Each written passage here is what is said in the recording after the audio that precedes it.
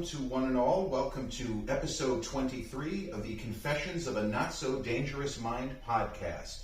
I want to thank you once again for joining me, whether you're on Spotify, iTunes, or the other audio platforms, or if you're joining me on my YouTube channel. If you enjoy the content, please don't forget to click link and smash the subscriber bell.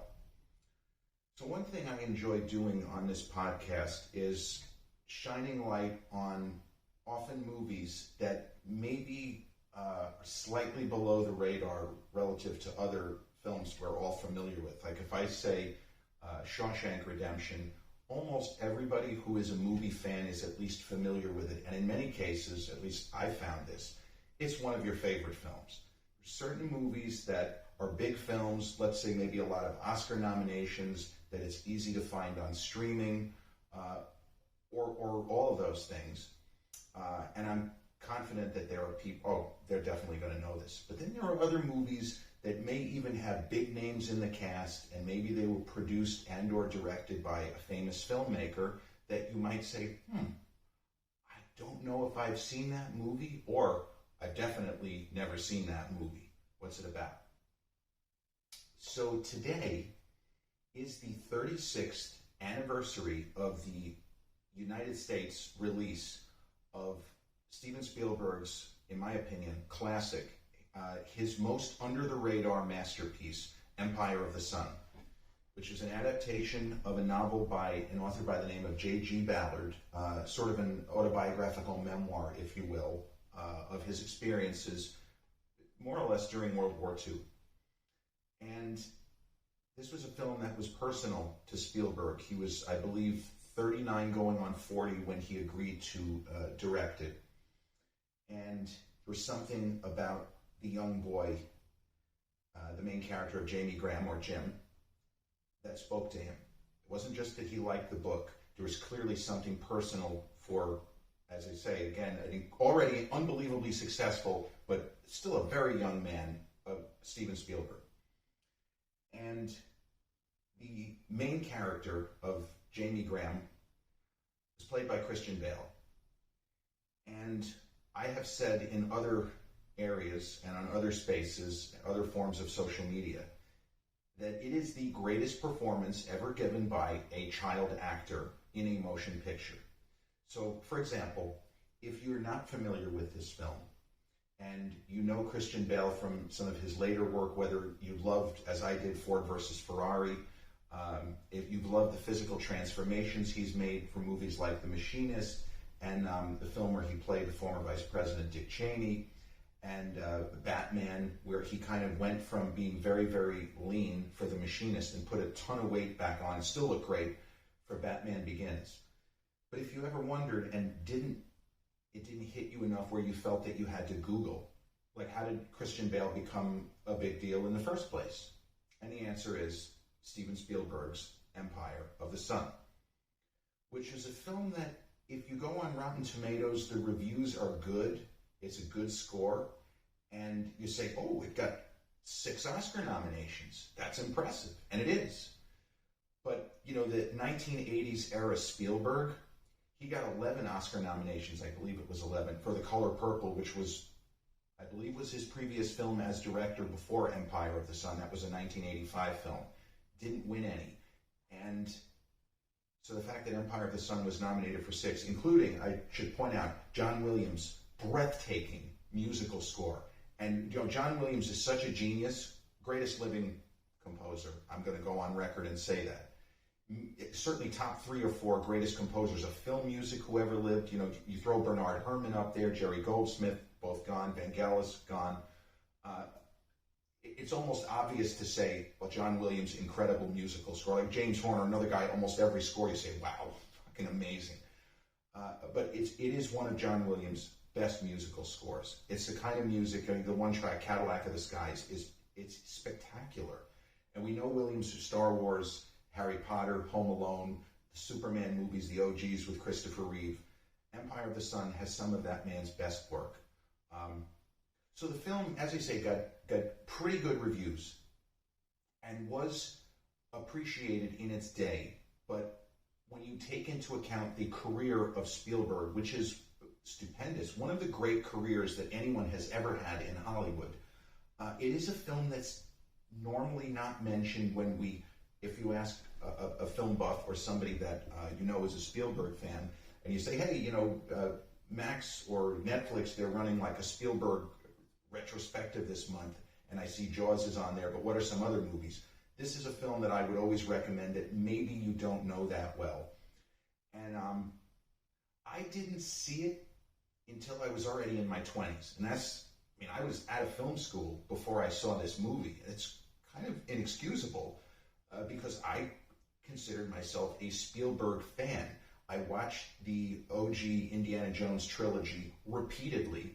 I've seen Jaws numerous times. E.T. I saw in theaters and watched it numerous times. I mean, even a film like Always, which by Spielberg standards is kind of a lesser film. It's okay, it's not great. Yeah, Audrey Hepburn's final film appearance, he had to bribe her to get her in there. I saw Hook a number of times, Jurassic Park a lot, Schindler's List 3 times. So I was watching Spielberg films again and again. I just never saw Empire of the Sun. I hate to say it, one of the reasons, Roger Ebert, my favorite film critic, may he rest in peace, the great Pulitzer Prize winning Roger Ebert, who was many other film critics of his era were jealous because he won a Pulitzer for criticism. He spoke like a normal person. He wasn't an academic like John Simon looking down on us all. He wasn't a Grinch like Pauline Kael. He could be funny when he didn't like a film. He could be fucking hilarious. He famously once talked about Tom Green's movie from 20 years ago, Freddie Got Fingered. And so somebody asked him, is this movie the bottom of the barrel? And Roger Ebert said, this isn't the bottom of the barrel. To even call this is so far beneath the bottom of the barrel that it's an insult to barrels to even say it in the same sentence. So like that, Ebert could have that slicing, cutting wit. But in general, he was a guy who wanted people to like films. And he didn't really like Empire of the Sun. He gave it 2.5 stars out of 4. And that's kind of why I didn't go out of my way to see the film. In the days before streaming, or, you would have to go to a video store, rent a VHS, or just see, hey, I get Showtime and I get HBO and the movie channel. Is the movie on this month? And sometimes you would kind of get lucky. And my first experience seeing Empire of the Sun was a random afternoon, probably sometime in the middle to late 1990s, maybe even later. And it's a long movie, it's 2.5 hours. And I watched it in one shot, and I was floored. I couldn't believe that I had waited so long to see this film.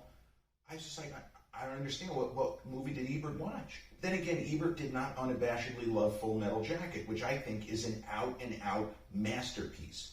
So as much as I agreed with Roger more than the other leading critics, as I say, Simon, Pauline Kael, David Denby, another great film critic, I agreed with Ebert to a far higher percentage. And I know I shouldn't trust one person to decide whether I see the movie, but as a film student, I believe in the art of criticism, and I did take it to heart. So it just meant, in the day, I didn't go out of my way to see it for many years after it was released. And, I'm glad that I eventually found it and became a fan. So the basic story and why I think it connected and resonated with me is about a boy who is British by birth but lives in Asia. He lives in an area of Asia that is at the start, or I believe it's near the start of World War II, is quickly overrun by Japanese forces. And without going into any real spoiler-heavy stuff, he ends up spending a huge percentage of the war in an internment camp run by essentially the Japanese military. And he kind of falls under the wing of a sort of con artist played by John Malkovich. And Malkovich, it was just his 70th birthday the other day, is famous for being a kind of eccentric and quirky performer in a lot of different movies, including this one. Although I would argue that this is not really that kind of character, and it's not that kind of performance. This is a straightforward Malkovich performance, where this guy is an angler, You know, in poker they call it angle shooting. This guy is an angle shooter. Whatever he can do to get an edge, especially if he's in a situation in life that is a negative one, he will work and strive and connive to get what he can from everybody in his circle and beyond. It's a magnificent, to me, performance by Malkovich. His second best performance behind Mitch Leary in The Line of Fire, which he was robbed of the Oscar. Sorry, Tommy Lee Jones, I love you. You were fantastic in The Fugitive. You were not Malkovich. Malkovich in The Line of Fire is just one of the all-time great villain performances. So Christian Bale, age 12 when filming began, is in almost every scene in Empire of the Sun. And he's so good. Goes through a shit ton of costume changes as his character's station in life shifts radically throughout the course of the film. And so many of the great filmmakers, and I'm putting Spielberg in that list, and not just because he has such an impressive roster of great films, but I believe he is one of the most talented people to ever work in the film business. You know, he didn't accidentally luck into his profession. This is a man who was born to do this for a living. As the movie The Fabelmans, without kind of banging you over the head, it very strongly implies he's different. This kid is different. Spielberg is different. And so, for example, if you look at Martin Scorsese's filmography, there are repeating themes of Catholic guilt and people having difficulty connecting with society and people being bound by certain societal standards. It runs throughout Scorsese's work. If you look at the work of Stanley Kubrick, you see themes of dehumanization. You see themes of robotics and automation encroaching upon humanity. They're all throughout the work of Stanley Kubrick, whether it's Full Metal Jacket, whether it's A Clockwork Orange, whether it's 2001: A Space Odyssey. What are you doing, Dave? Hal? Right. In Spielberg, there is a persistent thread, especially in his earlier work, of the family unit breaking down for one reason or another. Either it's that the parents are not getting along and the child feels isolated, or it's just a boy who doesn't have parents feels isolated, or a boy searching for his parents, literally, metaphorically, symbolically. And Empire of the Sun ultimately is about a boy going through absolute hell for a long period of time. He just wants to see his parents again. And I didn't experience that exactly. But there is something about this scrappy, driven, highly motivated boy who is still a boy at the end of the story, but his experiences have altered him, altered his personality massively, as of course they did. And Jamie Graham, at the end of the film, is nothing like the character we met, who is spoiled, has a lousy attitude, doesn't listen to authority, pretty much just does his own thing as much as he can.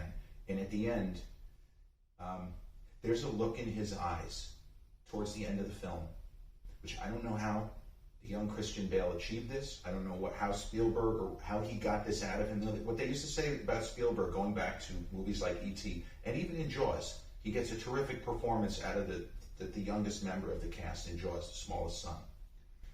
They always said Spielberg, because he was a child at heart, was able to elicit strong performances, I guess by coming across as an honorary kid, and still, again, in his 30s and into his early 40s, having that kind of childlike curiosity. You look at Drew Barrymore in E.T., Henry Thomas. They registered so strongly, not an accident. And so Spielberg managed to get some reactions and some moments, whether it's the body language, that are incredible.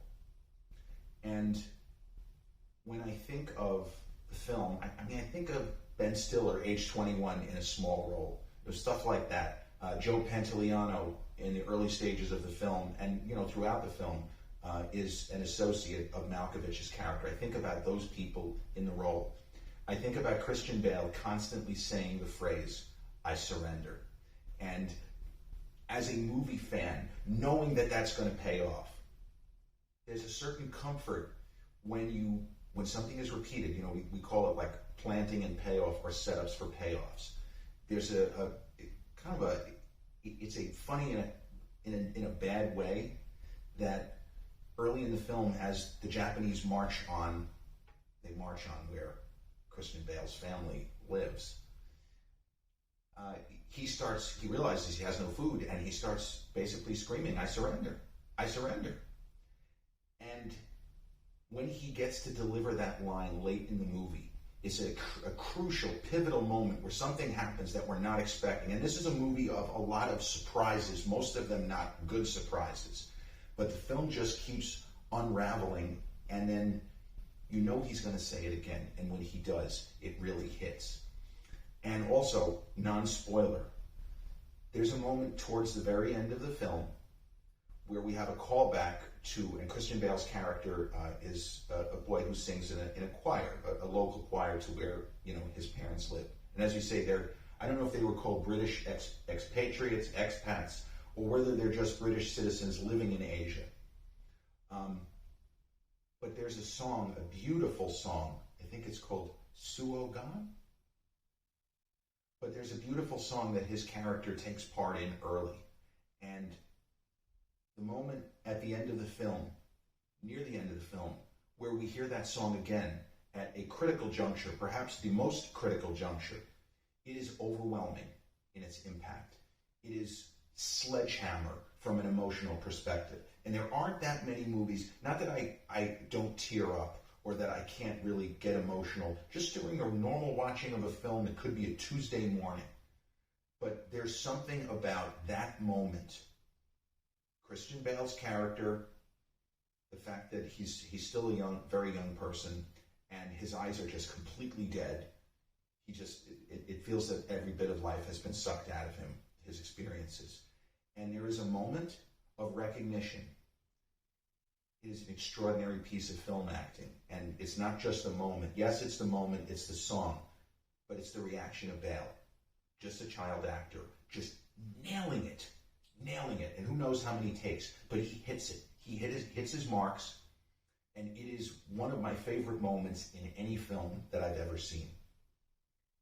And when you think of Christian Bale, where, yes, he's had the weight gain and weight loss and all of that, but I've often joked that if you really want to kind of mess with somebody, you have them watch Batman Begins, Empire of the Sun, and American Psycho, back to back to back.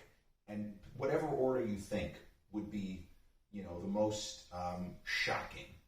And I don't know what the answer is to that, but I do know that if you watch Empire of the Sun and jump into American Psycho, which is about a dozen years later, holy crap, what the fuck?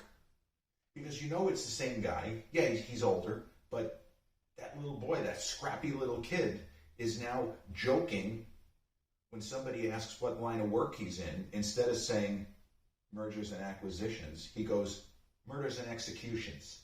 And then Batman Begins as that era Bruce Wayne, the three movies that, the Nolan trilogy, where he is Cape Crusader. He's a crime fighter. He's the good guy. It is all a way to see just how much range Christian Bale has, how talented of a performer he is from the thespian perspective, but also the chameleon aspect, the chameleon-like ability that he has had to change his appearance so radically. Rescue Dawn, another terrific movie where he went through a kind of a grueling schedule to take off weight, and I believe that was after Batman Begins. So he had the weight loss horrendous for The Machinist. And when I say horrendous, Bale is a substantial guy. When you see him normally, whether it's in public or in typical film, he is a very athletic-looking individual. He lost so much weight for The Machinist. And, and the joke was he didn't have that much weight to lose. Dennis Quaid in Wyatt Earp, a movie that's now almost 30 years old. That's the other Wyatt Earp movie, not Tombstone, with Val Kilmer just destroying it as Doc Holliday. But Dennis Quaid dropped somewhere between 30 and 40 pounds to play Doc Holliday in the Lawrence Kasdan, Kevin Costner Wyatt Earp, which went into production as Tombstone, I believe, was wrapping. And Dennis Quaid didn't have that kind of weight to lose. He already was in great shape. You know, that's one of those actors always known for his physique. Man, Dennis Quaid was sliced. And so he went from a position of already being in incredible shape and then lost 30 to 40. Christian Bale did something similar, because if you see him, and Batman Begins is not about his body, but you can tell from the tautness of the face that he's really fit. He's in great shape. So he came back from The Machinist, where right now, if you don't know the movie, Google pics Christian Bale, The Machinist. You will not believe what he looks like. There is no CGI. There is no prosthetic of any kind being used. He got that thin. I believe he said he was eating a can of tuna and an apple.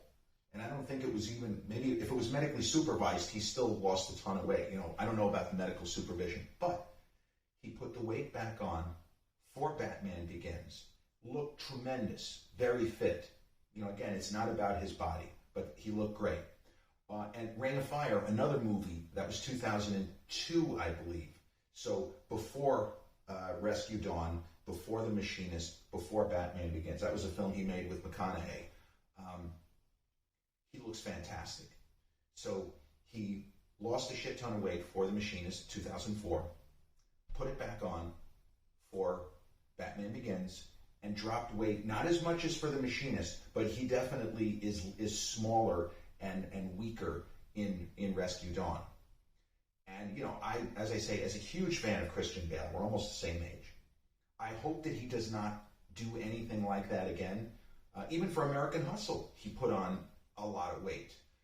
And the joke was, and that's a film that's now about 10 years old, Robert De Niro's appearance in that film was a big secret. From what I read, I don't actually know that, but I read that it was a big secret. And De Niro's first day on the set, when he, he came on, and some people knew him, worked with him before, and then there were a lot of people who were kind of in awe because, oh my God, Jake LaMotta, Travis Bickle, Jimmy Conway, Rupert Pupkin, whatever movie, you identified with him from. Don Corleone, The Godfather 2. So De Niro was carefully making his way around the set on the first day. And he saw a guy who was sitting in a chair that, was like set up for the actors. Like you had a Bradley Cooper chair and Jennifer Lawrence. And De Niro sees a guy with a beard and does not want to embarrass himself, but he doesn't have any idea who it is. It's got to be somebody, though, because he's sitting in like the chair next to Bradley Cooper's chair. So it's not a stagehand, it's not a random guy, but he says, well, he's in period garb, so it must be an actor. He has no idea who it is. And he's presumably, De Niro is racking his brain trying to calculate, I don't understand this. So he walks over to this bearded gentleman who looks like he's in his 30s, maybe he's 40. And De Niro sticks out a paw and says, I'm really sorry, I don't recognize you. I'm Bobby. And whatever the name of the character, And Christian Bale had forgotten that he presumably, in that moment, when he saw De Niro coming over, he got excited. And so he kind of laughed and he said, Bobby, it's me. It's Christian. We've known each other for how many years? And De Niro, holy shit, he had like a big reaction. Just the weight gain and the beard, and he was wearing these weird sunglasses, the hair, and he had a little bit of a gut. De Niro did not recognize somebody that he, under normal circumstances, hey, Chris, like that kind of thing. So, but that's the kind of, it's not just talent. It is that Bale also has one of those faces that he can kind of transform hair, makeup, and weight. And also his ability to stay in character. There's something that you hear a lot. Oh, he stays in character. Christian Bale can do that. And I don't really like the movie American Hustle, but he's great in the movie. And one of his best performances, which I'm pretty sure he won an Oscar, was as the brother in the movie The Fighter with Mark Wahlberg. That famous trilogy. What's his name? Mickey Ward. Man, I can't believe I was going to say Arturo Gatti. Arturo Gatti was the guy that Mickey Ward famously fought that unbelievable 30 rounds, of over 3 fights. But so Bale is very well respected in Hollywood, and I I've never seen him take a movie off. I didn't really like the last Thor film where Bale played Gore the God Butcher.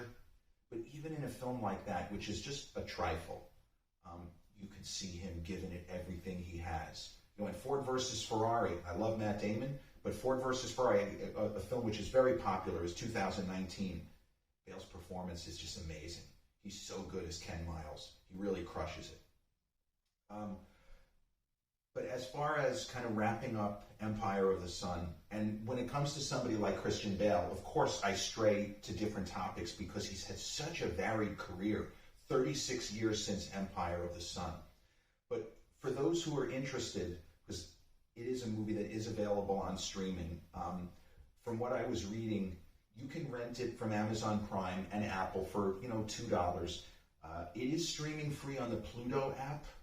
The problem with Pluto is you just get blasted with ads. And, there are certain apps like Tubi where there are ads, but not that many. And then there are like subscription tiers for different services where if you pay this, we'll show you literally 2 minutes of ads before the movie and then no more ads the rest of the movie. I don't think that Pluto has a subscription tier. If it does, take it. It's probably only a couple of bucks a month. But Empire of the Sun is streaming free on Pluto if you just say, you know what, I can deal with commercials. Fine. It is one of those movies that is a special film to me. Is, as I said earlier, I consider it Steven Spielberg's somewhat forgotten masterpiece. It's a beautiful film. The shot making is impeccable. The acting is great. And John Williams' musical score is stupendous. And I highly recommend it. And as I've said before in this space, if you're familiar with the film and you disagree with me, light me up in the comments. Go to the YouTube, light me up. I don't care. But if you haven't seen it and you're curious and then see it, same thing. It's all good. Part of the fun, a big part of the fun of movies is talking about it, is debating it. For example, I did a podcast the other day on Leave the World Behind. That is an incredibly polarizing film. It doesn't seem to me like it would be polarizing, but there are people saying it's horrible all the way through. When it premiered in Europe, they were leading critics giving it 1 star out of 4. I don't know what the fuck movie they saw. The movie I saw was a near masterpiece. But that's what makes a horse race. And I welcome it. Certainly I enjoy, in a positive sense, talking about movies that we all love. Very few people are going to say, Shawshank Redemption is awful. But there are some who don't like Pulp Fiction, for example. Or me, where I respect Goodfellas, but it's not one of my favorites. I don't enjoy seeing it. Raging Bull, another Scorsese, same thing. So whatever it is, you like it, you hate it, you're indifferent, it bored you to tears. Jerry, I only made it through the first half hour. I don't know what movie you watch, but Empire of the Sun's a piece of crap, LOL. It's all good. Comment, like, it's okay. I don't care. Just as long as you were engaged by it. Like the old Andy Kaufman, just want people to have a reaction. Whether they like it, whether they hate it, at least they felt something. At least it was an experience. So that brings episode 23 of the Confessions of a Not So Dangerous Mind podcast to a close. I want to thank you all again very much for joining me on this Monday late afternoon, early evening. If you're joining me for my YouTube version of the podcast, don't forget to click like and smash that subscriber bell if and only if you enjoy the content. And I seriously and sincerely hope that you have. Or if you're joining me for the audio version of the podcast on Spotify, iTunes, Google Podcasts, iHeartRadio, or Amazon Music. I'll be back with episode 24 very soon. Take care.